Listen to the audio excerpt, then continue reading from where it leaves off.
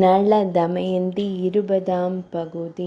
பெண்கள் எந்த சூழலில் இருந்தாலும் தங்கத்தின் மீதான ஆசை விடாது போலும்.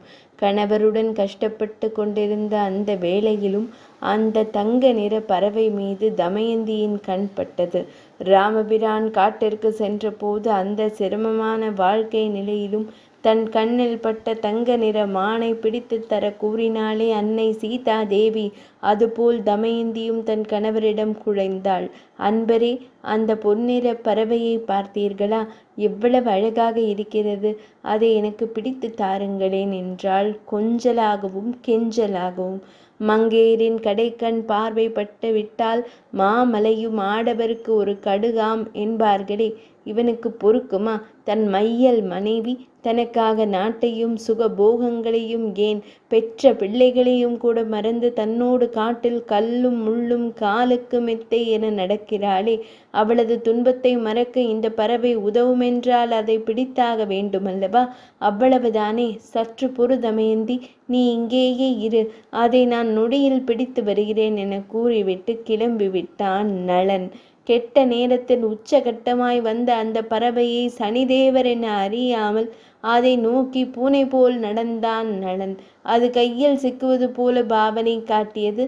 அவனது கை இறக்கைகளின் மேல் படவும் சுதாரித்து கொண்டு பறந்து போய் வேறு கள்ளி செடியில் அமர்ந்தது. நளன் அங்கே ஓடினான். அது மீண்டும் பழைய செடிக்கே வந்து அமர்ந்தது. இந்த கண்ணாமூச்சி ஆட்டம் சற்று நேரம் தொடர்ந்தது. என்னிடமா பாவலா காட்டுகிறாய்? உன்னை பிடிக்கும் கலை எனக்கு தெரியும் என்று மனதிற்குள் சொல்லிக் கொண்ட நளன் தன் இடுப்பில் கட்டியிருந்த பட்டு வேஷ்டியை அவிழ்த்தான். தமயந்தியை அழைத்தான். பூங்கொடியே, உன் ஆடையை நாம் இருவரும் உடுத்திக் கொள்வோம். என்னுடைய இந்த ஆடையை இந்த கள்ளி செடியில் அமர்ந்துள்ள பறவை மீது போட்டு பிடித்து விடுவோமா என்றான். அவளும் ஆர்வமாக சரி என தலையாட்டினாள். தன் பட்டாடையை பறவையின் மேல் போட்டான் நளன். அவ்வளவுதான். பறவை பட்டாடையுடன் உயரே பறக்க ஆரம்பித்து விட்டது. கௌபீனம் மட்டுமே அணிந்திருந்த நளன், ஐயோ, பறவை எங்கோ பறந்து போகிறதே என்றவன் ஐயோஹோ என கூச்சலிட்டு நின்றான். அந்த பறவை நடு வானில் நின்றபடியே, மன்னா, பொருளின் மீது கொண்ட பற்று காரணமாகத்தானே ஏற்கனவே நாட்டை இழந்தாய். இப்போதும் அந்த ஆசை விடவில்லையோ? தேவர்களை பகைத்து இந்த இளம் நங்கையை மணம் செய்து கொண்டவனே, புட்கரனுடன் சூதாடும் மனநிலையை உனக்கு உருவாக்கி உன்னை நாடிழக்கச் செய்த சனிதேவனே நான். யார் ஒருவரை நான் பற்றுகிறேனோ அவர்களின் மன உறுதியை சோதிப்பதே என் பணி. மனைவி பொருட்களின் மீது ஆசைப்பட்டாலும் அவர்களுக்கு உரிய புத்திமதியை கனிவுடனும் கண்டிப்புடனும் கூறுவதுதானே கணவனின் கடமை. இல்லாவிட்டால் அந்த குடும்பம் நடுத்தெருவிற்கு வந்துவிடும் என்ற சிறிய இலக்கணம் கூட தெரியாமல் இருக்கிறாயே. வருகிறேன் என்று கூறிவிட்டு அங்கிருந்து மாயமாக மறைந்து விட்டது. விதியை எண்ணி வருந்தினான் நளன். ஒரு குடும்பத்தை அழிக்க 3 போதைகள் உலகில் உள்ளன. சூது, மது, மாது என்பவையே அவை. அதற்கு அடிமையானவர்கள் உடுத்திய துணியை கூட இழப்பது உறுதி.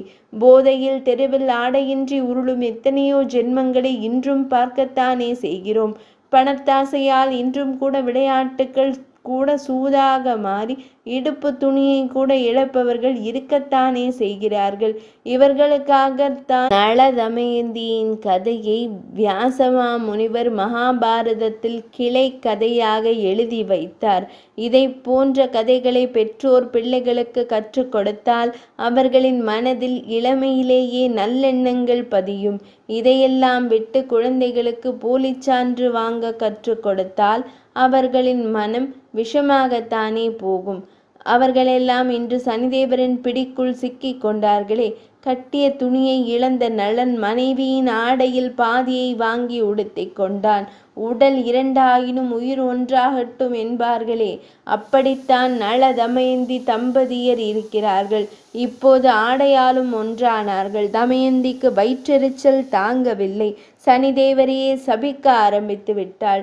தர்மம் தவறி நடப்பவர்கள், பொய்யிலே பிறந்து பொய்யிலே வளர்பவர்கள், நெஞ்சில் ஈரமில்லாதவர்கள், மானத்தை பற்றி சற்றும் கவலைப்படாதவர்கள், தெய்வத்தை பழிப்பவர்கள், உழைப்பை நம்பாமல் பிச்சை கேட்பவர்கள், இவர்களெல்லாம் நரகத்திற்கு போய் சேர்வர் என்கிறது சாஸ்திரம்.